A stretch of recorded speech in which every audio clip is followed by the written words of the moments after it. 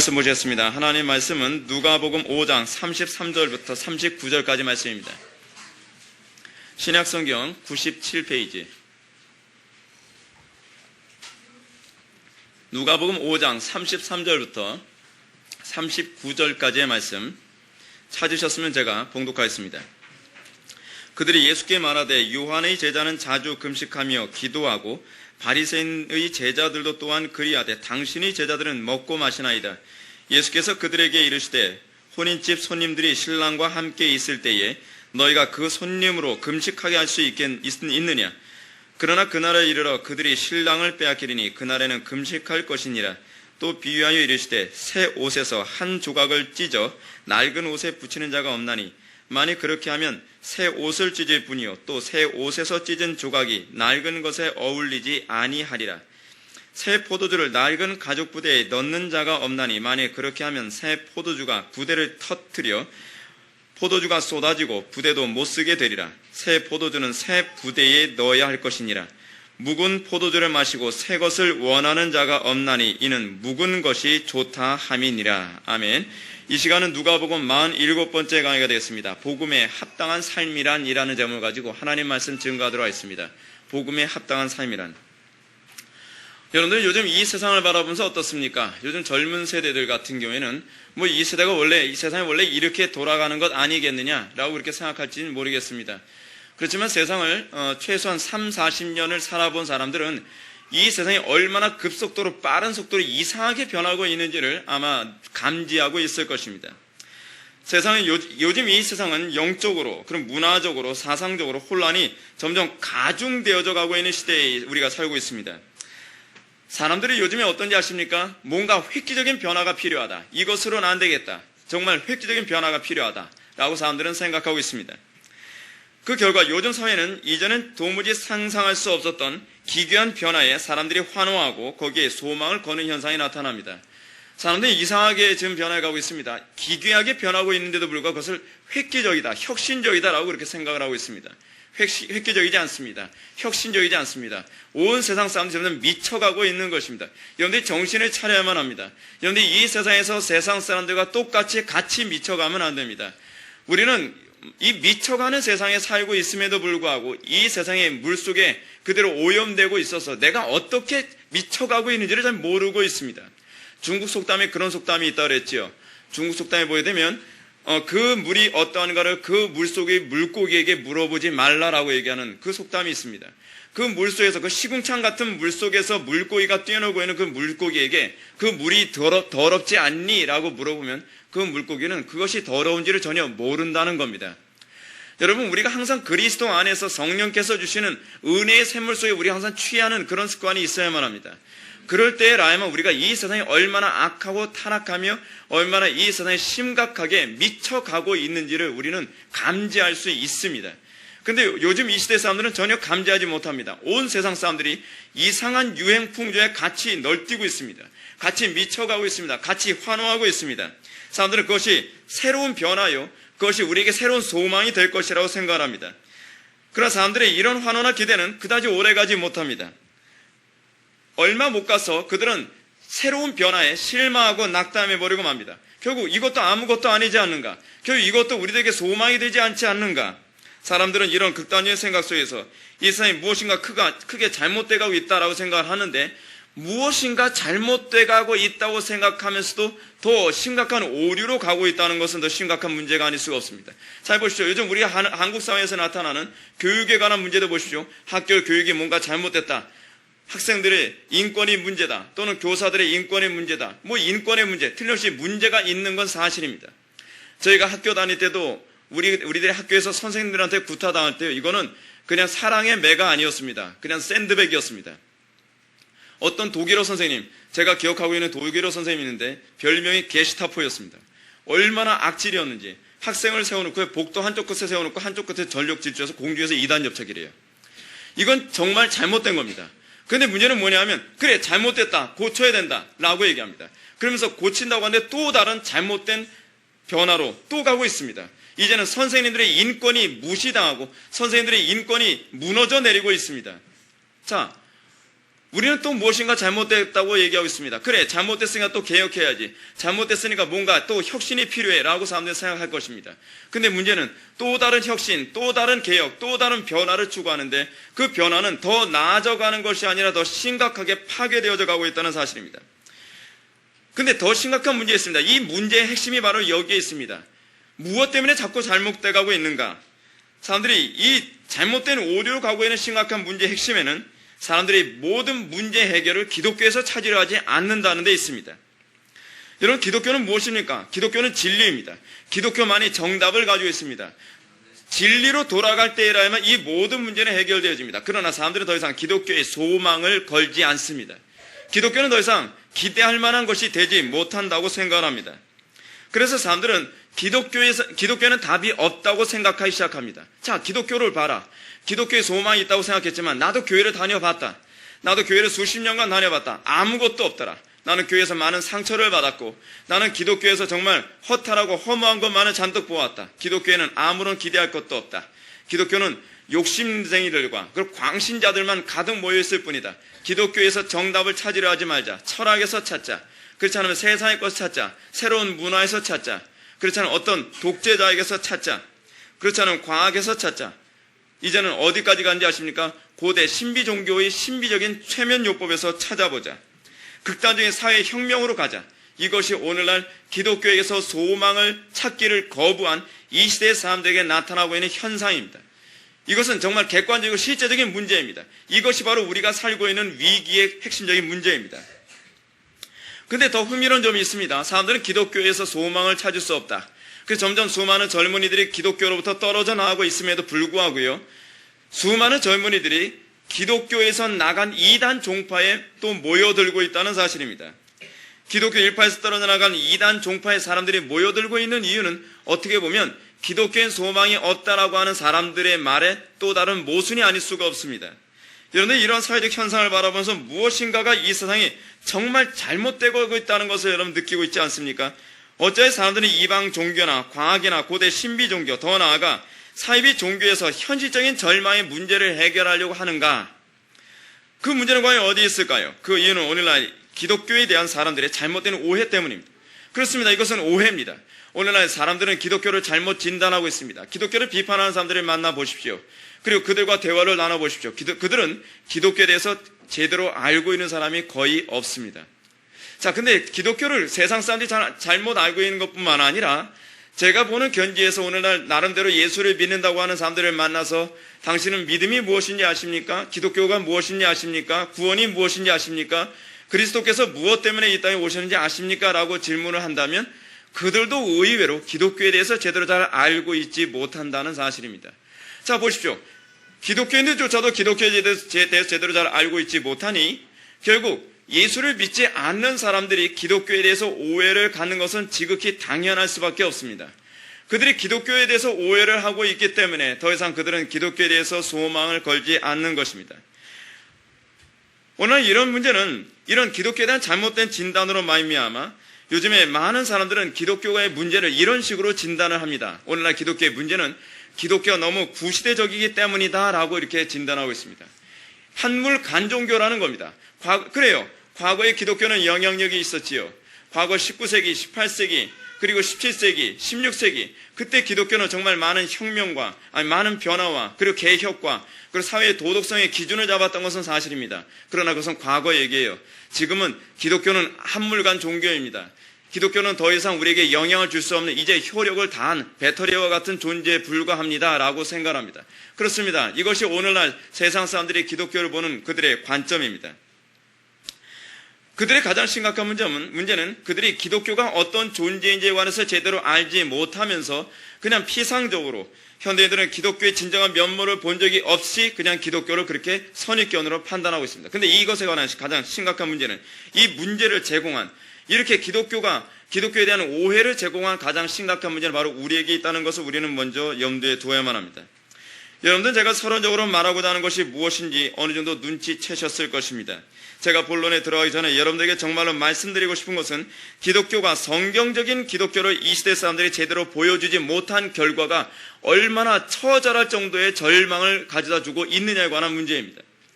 여러분들은 자꾸 이렇게 생각합니다. 기독교의 궁극적 목적은 한 사람이라도 천국에 보내는 것이라고 생각합니다. 기독교에 대해서 정말 잘못 알고 있는 것이죠. 이것이 오늘날 기독교인들이 잘못 알고 있는 기독교입니다. 기독교의 궁극적 목적은 한 명이라도 더 천국 보내는 데 있지 않습니다. 적어도 우리 장로교는 그렇게 생각하지 않습니다.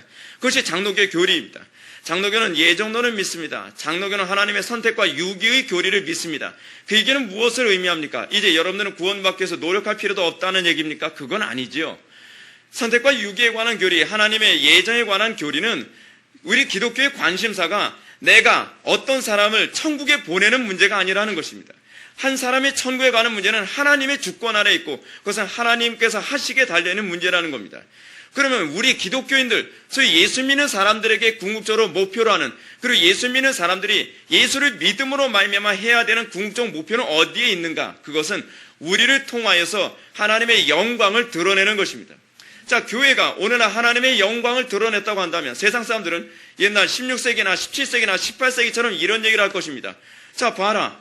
우리가 살고 있는 우리 안 믿는 사람들의 모임에서는 이런 부분에 대한 가능성을 찾아볼 수가 없었다. 그러나 어떻게 저 예수 믿는 사람들은 저것이 가능한가? 그렇습니다. 그것이 초대교회의 이 사도들을 통해서 보여줬던 교회의 모습이었습니다. 세상 사람들은 교회의 모습을 보면서 그들은 충격을 받았습니다. 교회는 세상이 할 수 없는 그 무엇인가를 가능하게 했던 모임이었습니다. 그들에게는 세상에선 불가능하다는 것이 그 공동체 안에서는 가능하다는 것을 봤습니다. 그렇기 때문에 수많은 사람들이 어느 시대든지 기독교를 보면서 사람들은 기독교밖엔 소망이 없다. 복음밖엔 소망이 없다. 복음만이 진리이다라고 하는 것을 인정하게 되었습니다. 이것은 변증의 결과가 아닙니다. 우리가 말을 잘해서 그들을 설득한 결과가 아닙니다. 그것은 우리가 복음을 통해서 변화되어지고 그리고 복음을 통해 변화된 사람들의 모임인 이 교회 안에서 세상 사람들은 도무지 불가능한 삶이 가능했기 때문에 사람들은 교회야말로 이 마지막, 이 절망의 극지에 떨어진 이 사회 안에서, 이 시대 안에서 유일한 소망이다. 저들만이 우리가 마지막으로 붙잡아야 될, 그리고 저들이 믿는 그 믿음이야말로 우리가 마지막으로 붙잡아야 될 바로 그 풀 한 조각이다라고 그들이 인정하게 되었다는 사실입니다. 오늘날 기독교는 기독교가 가지고 있는 그 생명력과 탁월함을 드러내지 못하고 있습니다. 그것으로 말미암아 수많은 사람들이 길을 잃고 방황하고 있습니다. 교회에 대한 또 다른 별명이 있지요. 그것은 빛입니다. 등대와 같은 존재입니다. 빛이 꺼집니다. 그럼 어떻게 됩니까? 세상 사람들은 길을 잃어버릴 수밖에 없습니다. 왜요? 교회만이 유일한 세상의 빛, 교회만이 세상의 유일한 등대라고 성경은 우리들에게 가르치고 있기 때문에 그렇습니다. 다른 어떤 것도 교회를 대체할 수가 없습니다. 그것이 교회의 독특성입니다. 그러나 교회가 오늘날 세상 사람들에게 발길을 인도하는 또는 파선을 막는 등대와 같은 역할을 하는데 실패해버리고 말았습니다.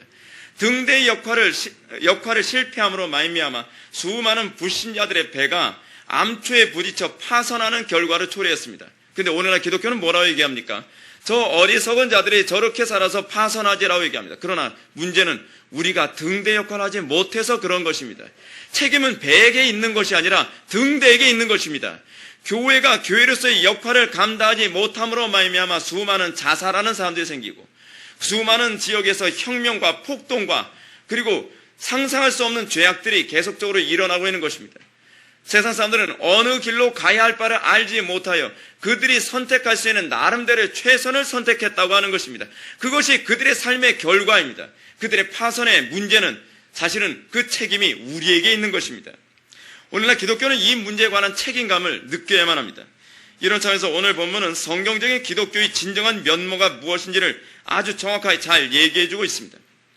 33절의 말씀을 다 같이 한번 읽어보시겠습니다. 시작.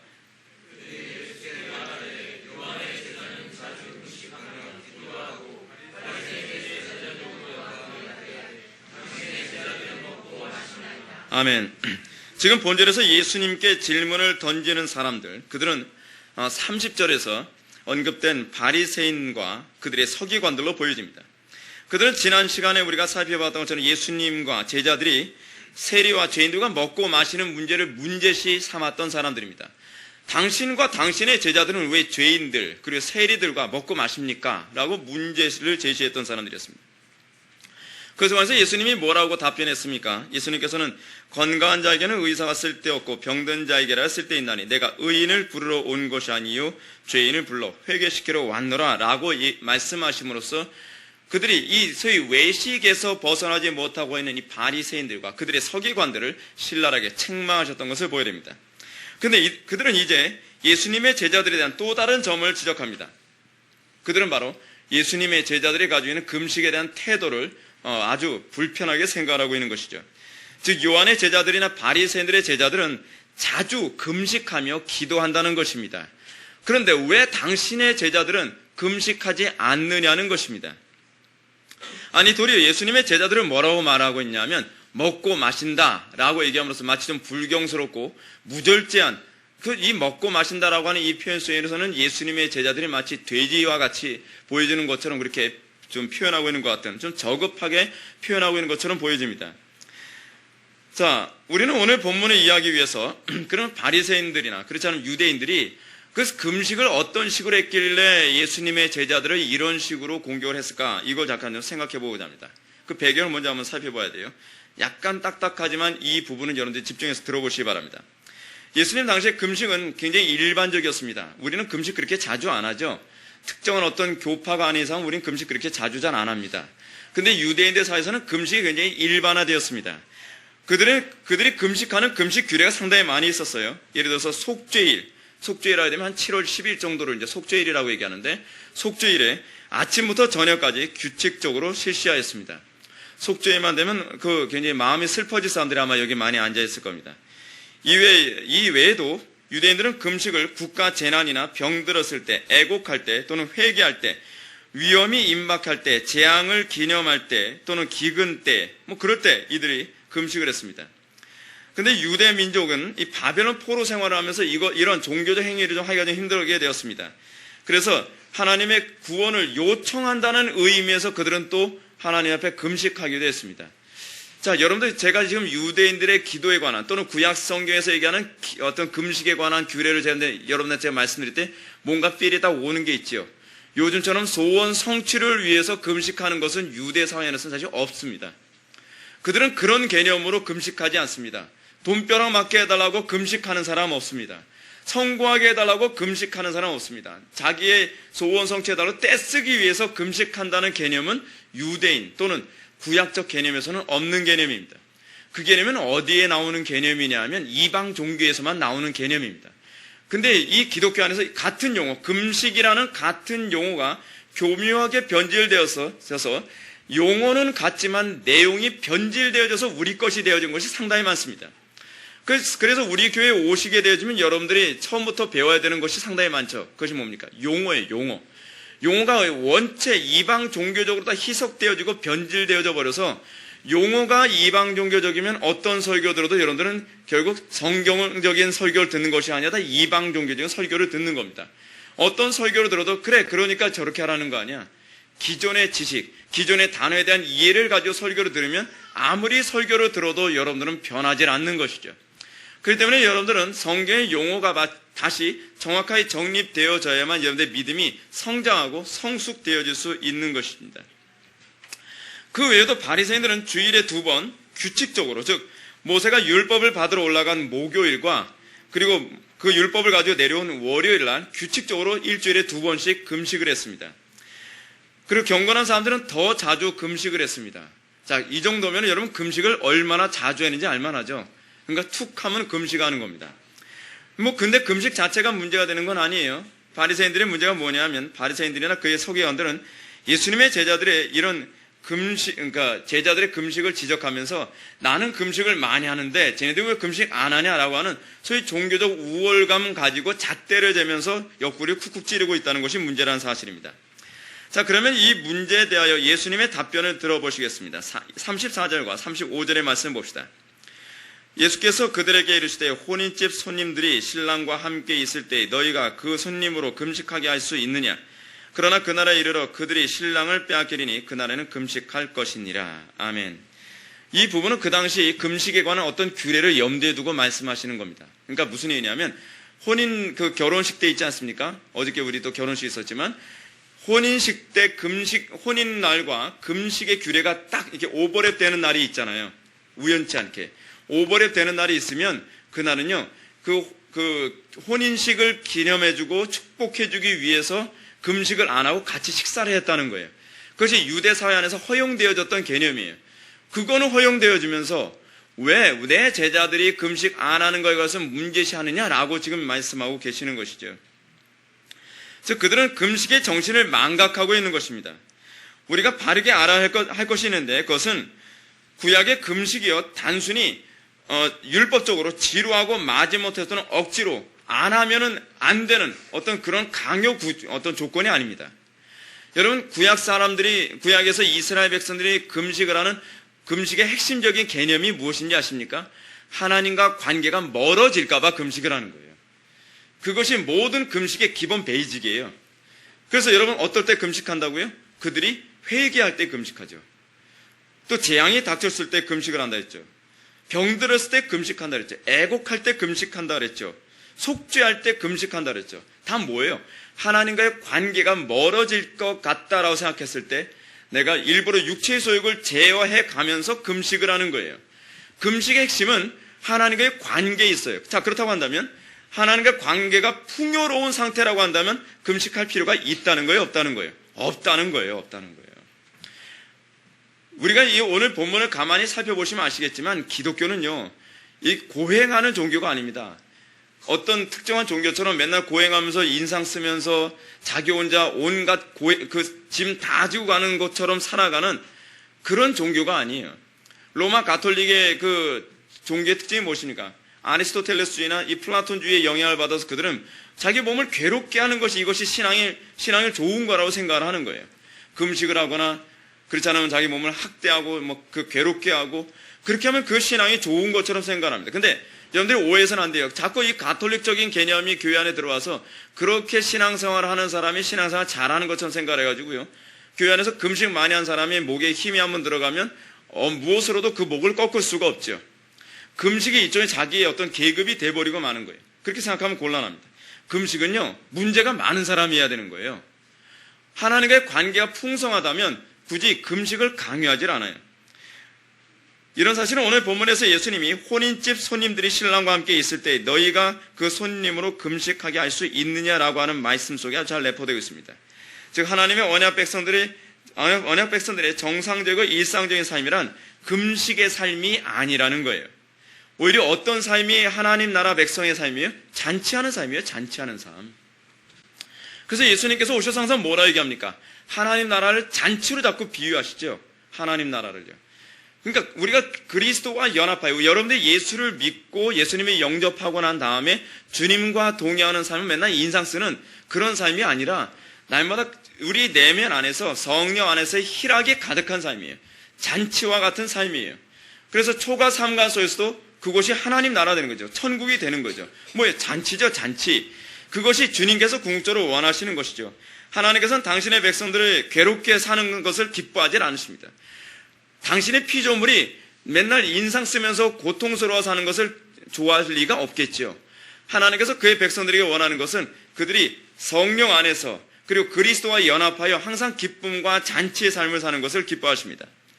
하나님께서 당신의 백성들에게 바라는 정상적인 삶이란 하나님과의 연합한 삶 가운데의 기쁨의 삶입니다.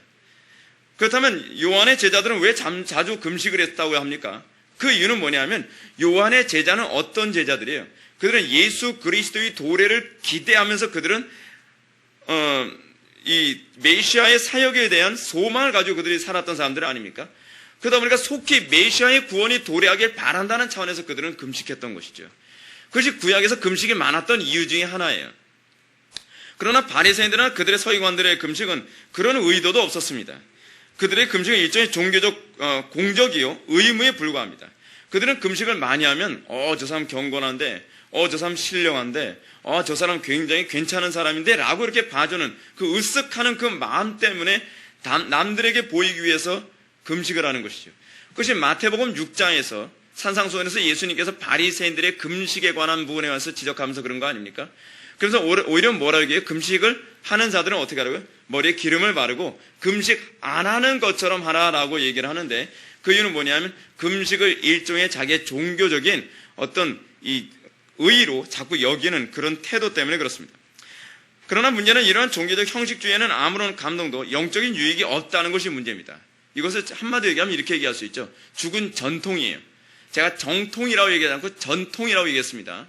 전통과 정통은 다른 얘기인데 지금 이 사람들의 문제는 죽은 정통이 아니라 죽은 전통입니다. 제가 이렇게 말씀드리는 이유는 뭐냐면 조금 이따 죽은 정통을 얘기하려고 하기 때문에 그래요. 발음이 비슷해서 잘 알아들어야만 합니다. 이 바리새인들의 모습은 죽은 전통으로서 종교적 형식주의만 했지 문제는 뭐냐면 금식해도 변하지 않는다는 게 문제예요. 경건의 모양인데 경건의 능력이 나타나질 않아요. 금식을 하면 어때야 돼요? 더 겸비해야 되죠. 금식의 궁극적 목적이 뭐냐면 겸비해지자는 거예요. 겸비해지자는 거예요.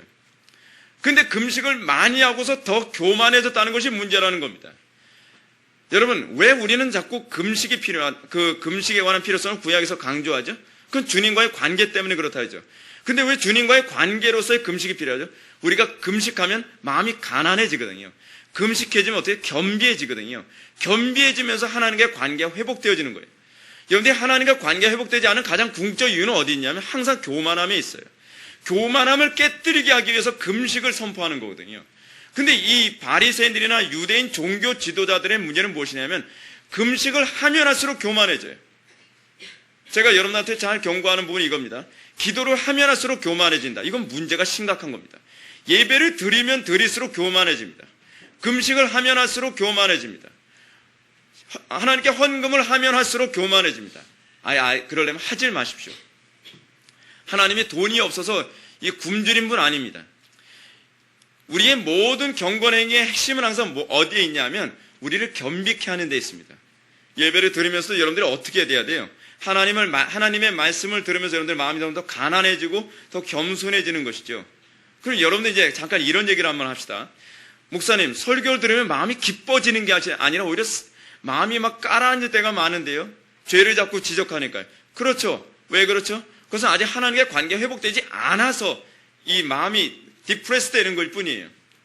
거기서 이 죄 문제를 해결하고 마음이 낮아져서 하나님과 관계가 회복되어지면 세상이 주는 어떤 잔치적인 분야하고는 이 비교가 되지 않는 하나님 안에서의 또는 환경을 초월하는 어떤 상황에서도 기뻐할 수 있는 그 기쁨의 충만함이 우리에게 몰려온다는 겁니다. 궁극적으로 이 강단에서 죄를 지적하는 이유는 여러분들을 괴롭게 하는데 초점을 두고 있는 것이 아니라 여러분들이 하나님과의 관계를 회복함으로써 하나님 나라의 천국의 부유함에 참여하도록 하는데 초점을 맞추고 있는 거예요. 근데 여러분들이 설교를 들으면서 마음이 자꾸 가라앉는다라고 한다면 그것은 여러분들이 하나님께 더 낮아져야 될 문제이지 여러분들이 다른 방식으로 기쁨을 추구해야 될 문제는 결코 아니라는 것을 여러분들이 염두에 두시기 바랍니다. 제가 오늘 본문은 누가가 이 본문을 통해서 우리들에게 얘기하고자 하는 중요한 핵심은 바로 여기에 있습니다. 오늘날 이 시대의 교회가 처한 위기가 무엇인가? 오늘날 왜 이 시대의 교회를 향해서 너무나 구시대적이다. 이제 한물간 종교다라고 이 시대의 기독교를 바라보게 되어지는 이유가 과연 무엇인가에 관한 문제가 바로 여기에 있습니다. 수많은 사람들이 기독교는 더 이상 소망을 걸 것이 없다라고 생각하는 것은 오늘날 기독교가 종교적 형식만 가득하고 그 종교적 형식 가득한 것 때문에도 교만해졌을 뿐이지 그들 속에 하나님과의 관계가 회복되어지는 은혜의 부유함이라는 것이 전혀 없다는 것이 문제라는 겁니다. 여러분 보십시오. 오늘날 기독교인들이 얼마나 교만한지 아십니까? 자기가 예수 믿는다는 이 선민의식 때문에 예수 안 믿는 사람들에서 저건 마귀야라고 대놓고 그 사람 안면에다 대놓고서 얘기하는 사람들이 얼마나 많은지 모릅니다. 선민의식. 이것이 이 기독교를 잘못 아는 사람들에게 나타나는 전형적인 현상입니다. 우리에게 선민의식이 있어서는 안 됩니다. 우리는 오히려 죄인들을 긍휼히 여기고 불쌍히 여기면 오히려 내가 그들 때문에 구원받았다라고 하는 사도 바울과 같은 그런 고백이 우리들에게 있어야만 합니다. 오늘날 기독교는 종교 예식을 치르면 치를수록 생명력이 뿜어져 나오는 것이 아니라 회칠한 무덤이 돼버리고 맙니다. 그 속에 더러운 죄악이 더욱더 가득가득 쌓여질 뿐입니다. 자 보십시오. 오늘날 기독교가 왜 사람들에게 자꾸 질타를 받고 오늘날 왜 안 믿는 사람들로 하여금 기독교가 한물간 종교라고 생각합니까? 예배를 드리지만 그들은 더욱더 교만해집니다. 예배를 드리지만 하나님께 기도를 한다고 하지만 그들이 찬양을 한다고 하지만 그들은 세상 사람들보다 아무것도 나아지는 것이 없습니다. 이것은 마치 바리새인들의 모습을 그대로 빼닮았습니다. 바리새인들의 문제가 뭐였었습니까? 그들은 금식을 하지만 그들은 더 교만해졌습니다. 그들은 하나님 앞에 더 많은 종교 예식을 갖추지만 그들이 더욱더 주님을 닮는 것이 아니라 더욱더 너희 아비는 마귀라라고 예수님께서 지적하신 것처럼 마귀를 점점 더 닮아가고 있다는 것이 문제입니다. 여러분들이 착각해서는 안 되는 것이 이것입니다. 여러분들이 예배를 드리기 때문에 주님을 더 닮아갈 거라고 착각하지 마십시오. 예배를 드리면 그냥 되는 것이 아닙니다. 중요한 것은 여러분들이 정말 가난한 마음으로, 겸비한 마음으로 예배를 드리고 기도하고 하나님 앞에 경건에 참여했을 때라야만 세상 사람들이 도무지 흉내낼 수 없는 경건의 모습이 나타나게 되는 것입니다. 오늘날 이 시대의 기독교를 구시대의 낡은 잔재에 불과하다고 생각하는 모습이 바로 여기 있습니다. 전 세계가 혼돈에 빠져 있고 극도의 절망 속에서 신음하고 있는 이때에 오늘날 기독교가 해야 할 일은 종교적 지성을 자랑하거나 중세 로마 가톨릭처럼 복잡하고 아무런 생명력도 없는 종교적 형식을 교회 안에 가득 채워놓고서 자 봐라, 우리 교회는 이렇게 형식적으로 거룩하게 하고 있다라고 하는 것을 자랑하기 위해서 기독교가 존재하는 것은 아닙니다. 지금 이번 달이 우리가 종교개혁의 달인데 16세기 당시 종교개혁자들이 종교개혁을 한 것은 바로 어디에 있었는지 아십니까? 이런 외식적 형식주의를 개혁한 거였습니다. 종교개혁자들이 종교개혁을 하면서 가장 안타까웠던 것이 무엇이냐면 그들은 수많은 사람들이 미사를 드리나 구원이 발생하지 않아요. 그들은 수많은 종교예식을 하지만 그들은 어떤 그리스도를 닮아감을 전혀 발견할 수 없다라는 것입니다. 마틴 루터를 비롯해서 칼빈이나 쯔윙글리 같은 블링거 같은 사람들이 종교개혁을 단행했던 이유는 궁극적으로 그들에게 지식만 주기 위하거나 어떤 형식만 빼내기 위하거나 그렇지 않으면 교단에 갈라서기 위한 것이 아니었습니다. 경건의 능력을 회복하기 위한 것이었습니다. 예수를 믿는 사람들이 예수를 믿지 않는 사람들과 구분되어지는 그런 경건의 능력이 반드시 있어야 된다는 것입니다. 그 필요성이 마틴 루터로 하여금 생명을 걸고 종교개혁을 단행하도록 만들었던 것입니다. 오늘 본문에서도 우리 주님께서 추구했던 개혁이란 바로 그것이었습니다. 우리 주님은 금식 자체를 부정한 것이 아닙니다. 오해하지 마십시오. 우리 주님은 금식이 아닌 금식에 대한 정신을 개혁해야 된다고 지금 말씀하고 계신 것입니다.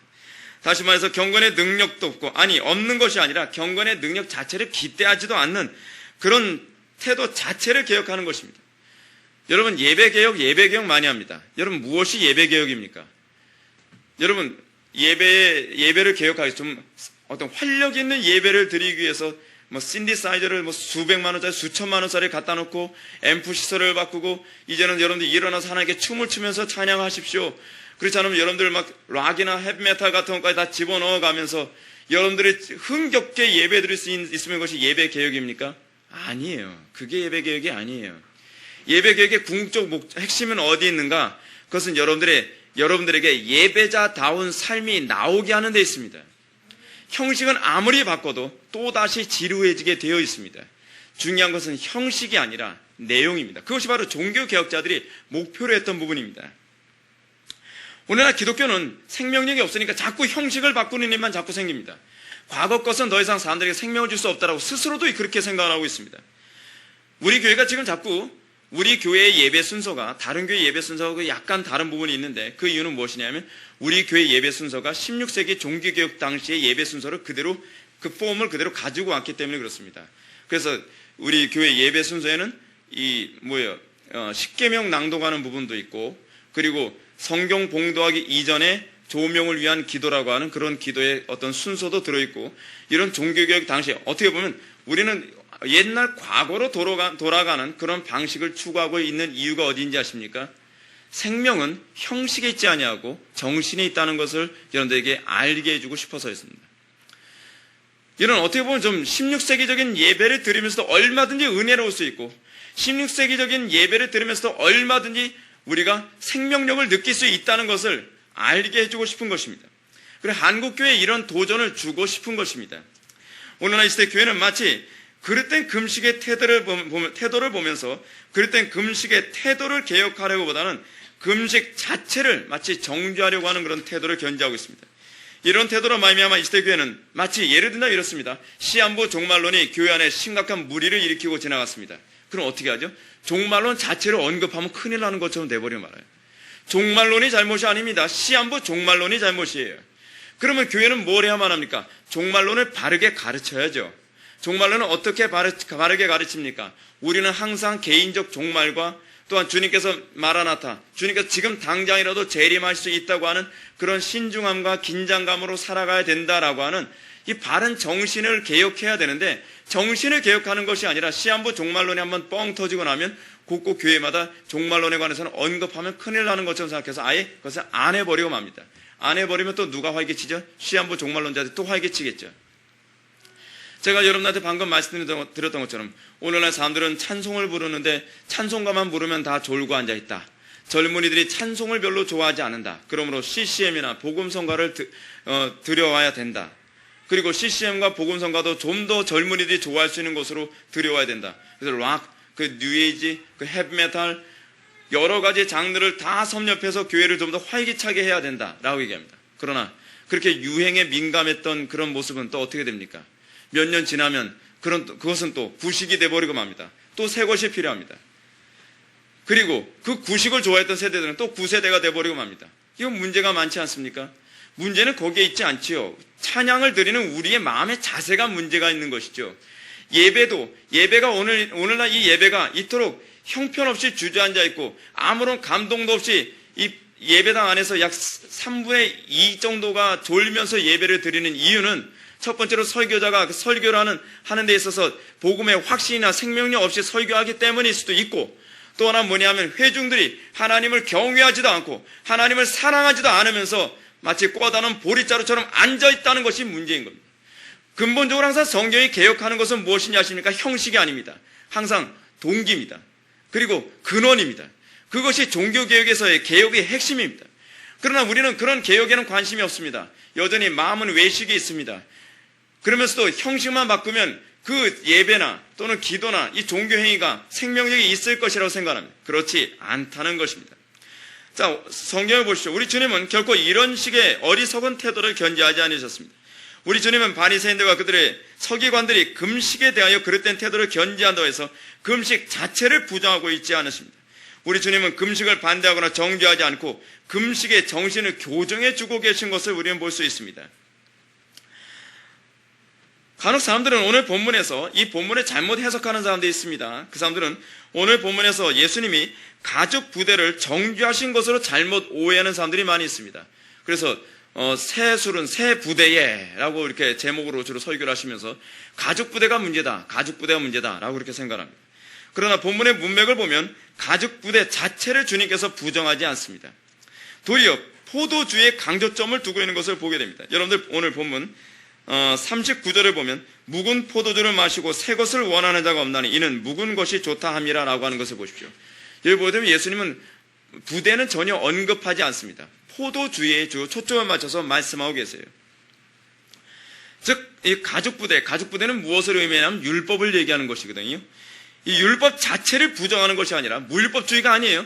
율법 자체를 부정하는 것이 아니라 그러니까 가죽부대의 방식을 지적하는 겁니다. 그러니까 율법이 어떤 거예요? 율법은 어떤 틀에 얽매여서 지키는 것이 아니라 우리 속에 성령께서 마음에 감동을 주시는 그 근거 안에서 이 율법이라는 가죽부대의 범죄에서 벗어나지 않는 한도에서 우리는 자유롭게 하나님께 헌신해야만 한다는 것입니다. 그래서 새 가죽부대는 어떤 가죽부대예요? 그 율법은 항상 유연성 있는 율법이라는 것입니다. 사랑이라는 범주 안에서 유연성 있는 율법을 얘기하고 있는 것이지 가죽부대 자체를 부정하고 있는 것이 아니에요. 다시 아까 하던 얘기로 돌아갑시다. 오늘날 이 시대 교회를 향하여 수많은 젊은이들은 교회가 너무도 구시대적이다라고 얘기합니다. 그래서 수많은 교회들이 젊은이들의 발목을 잡기 위해서 새로운 방식의 그 예배 방식이나 그처럼 종교 방식을 잡고 끌어들이려고 합니다. 처음엔 세속의 음악과 악기를 교회 안에 끌어들여 오더니 이제는 세상의 온갖 음란하고 불경건한 문화까지 교회 안에 끌어들이는 상태까지 돼버리고 말았습니다. 이제는 안 믿는 사람들도 교회 갔을 때 경악을 할 정도예요. 우리는 경악을 안 해요. 왜냐하면 이 물에 완전히 젖어버렸으니까. 안 믿는 사람들이 와보면 경악을 해요. 어떤 식으로 경악을 하는지 아십니까? 적어도 교회는 세상하고 다를 줄 알았더니 교회도 세상하고 똑같구나. 그러면서 교회를 안 나온다는 거예요.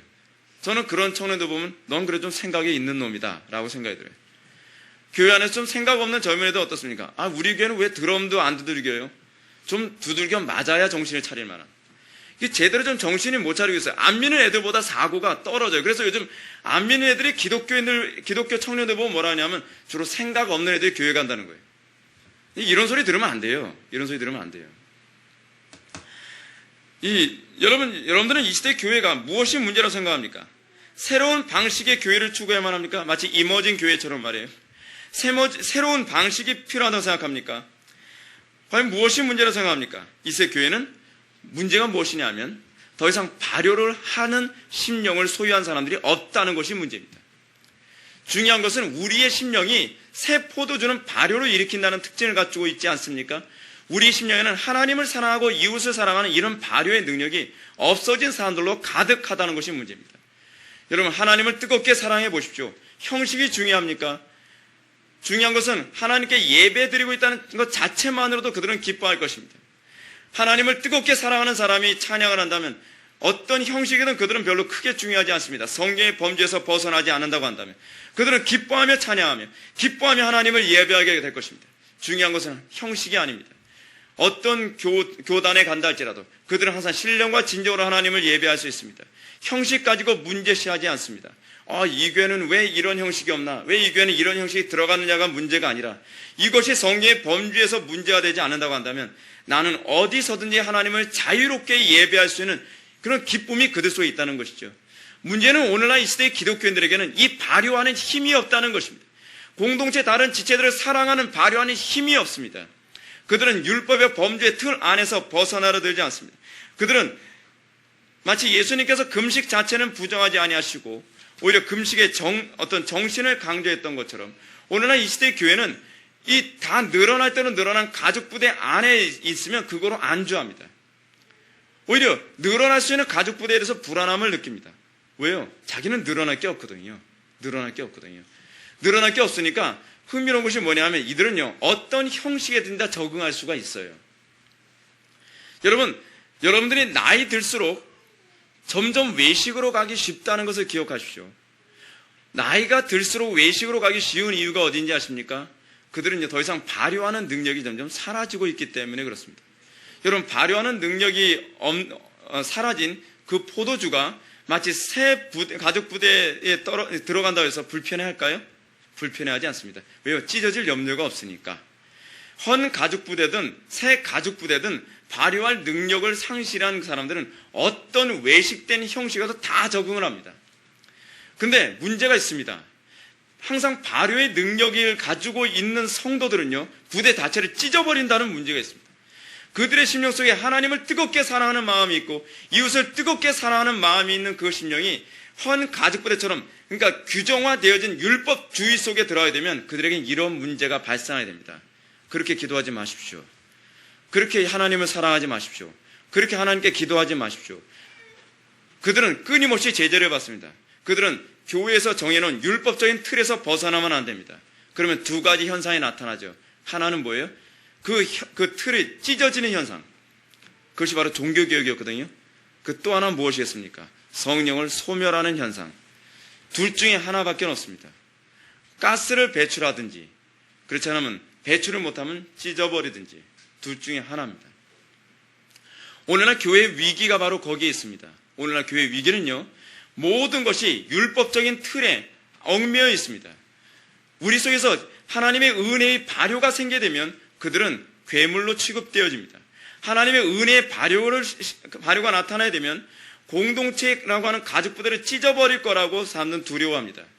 그들이 성경에 위배되게 사는 것은 아닙니다. 그들이 하나님을 더 뜨겁게 사랑하고 이웃을 더욱더 뜨겁게 사랑하는 것에 불과합니다. 그러나 그들은 율법주의라고 하는 이 틀 안에 갇혀있게 되면 마치 예수님이 바리새인들에게 핍박과 정죄를 받고 나중에는 십자가에 못 박혀 죽게 되었던 것처럼 교회 안에서 정말 제대로 된 정말 성령으로 거듭난 그리스도인들을 핍박하는 존재들은 항상 더 이상 늘어날 기능이 없는 가죽부대였다는 것을 여러분들은 기억해야만 합니다. 우리는 늘어나지 않는 가죽부대가 되지 않도록 주의해야만 합니다. 그리고 교회는 또한 항상 그런 태세로 준비되어져야만 합니다. 우리가 성령 안에서 자유롭게 서로 하나님을 사랑하고 이웃을 사랑하는 그런 가죽부대여야만 합니다. 예수님께서 이런 말씀으로 우리의 오늘 본문 말씀을 마칩니다. 묵은 포도주를 마시고 새 것을 원하는 자가 없다. 이는 묵은 것이 좋다 함이라. 사랑하는 성도 여러분, 여러분들이 묵은 것에 취하지 않도록 주의하십시오. 더 이상 발효도 일어나지 않는 포도주와 같은 삶을 그것으로 만족해하지 마십시오. 여러분들은 어떤 형식된 틀 안에서 그냥 난 자유롭기를 원치 않는다. 나는 이 틀 안에서 어쩌니 묻어가기만 하면 된다. 그러다 때가 되면 천국 가겠지라고 생각합니까? 큰일 날 사람입니다. 그것은 정말 큰 문제가 있는 것입니다. 여러분들은 묵은 거를 좋아하는 사람들입니다. 여러분들이 정말로 여러분들 속에 성령께서 주시는 그 은혜와 기쁨과 감격이 있다고 한다면 여러분들 속에서는 계속적인 새로운 영적인 발효가 일어나게 될 것입니다. 여러분들은 더욱더 하나님의 영광을 위해서 어떻게 헌신할 것인가를 여러분들은 생각하고 그 가슴 항상 뜨거워져 있을 것입니다. 그들은 더 하나님께 헌신하고 싶어질 것입니다. 그러나 여러분들에게 점점 이러한 발효가 사라지고 있습니까? 나는 교회가 더 이상 변하지 않길 바래. 나는 이 정도로도 좋아. 나는 언제든지 어디서든지 난 적응할 수 있어. 더 이상 소멸할 성령이 없습니까? 더 이상 발효할 그런 가스가 없습니까? 이것은 심각한 문제입니다. 이런 사람들은 묵은 것을 좋다 합니다. 이런 사람들은 더 이상 하나님 앞에서 말씀으로 또 온전히 개혁하는 것을 기뻐하지 않습니다. 종교 개혁자들은 발효자들이었습니다. 그들은 더욱더 온전히 성경적이길 원하는 발효가 끊임없이 일어났습니다. 그 발효 때문에 가톨릭은 이들을 감당할 수 없었던 것입니다. 그 발효 때문에 로마 가톨릭은 기독교를 박해해야만 했었습니다. 더 이상 발효를 멈추라는 것입니다. 그러나 우리는 발효를 멈춰서는 안 됩니다. 이것은 범죄입니다. 이것은 성령을 근심케 하는 것입니다. 우리 속에 하나님을 뜨겁게 사랑하는 발효가 일어난다면 여러분은 어찌하든지 성경에 더욱더 정확하게 일치하는 삶을 살고자 하는 이런 새로운 발효가 여러분들 속에서 계속적으로 꿈틀거려야만 할 것입니다. 지체들을 바라보면서 어찌하든지 더욱더 지체들을 성경적으로 사랑할 것인가를 고민하는 이 발효가 여러분들 속에서 일어나야만 할 것입니다. 그렇습니다. 이것이 바로 어느 시대든지 세상이 감당할 수 없었던 교회의 모습입니다. 그리고 이것이야말로 바로 복음에 합당한 삶이라는 것을 믿으시기 바랍니다. 다시 기도하시겠습니다. 거룩하시고 자비로우신 하나님 아버지, 우리 마음속에 영적인 발효가 멈추지 않게 하여 주옵소서. 우리의 마음이 이제 굳어진 가죽 부대를 찢고도 남을 수 있을 만큼 강력한 발효가 우리 속에서 나타나게 하여 주이사, 세상 사람들이 더 이상 기독교를 구시대적이고 더 이상 효력을 잃어버린 기독교라고 바라보지 아니하며 이 기독교의 생명력을 여전히 다시 한번 절감하며 기독교에만 또는 복음에만 소망이 있음을 그들의 입으로 고백하게 하여 주옵소서. 예수님의 거룩하신 이름으로 기도 올렸나이다. 아멘.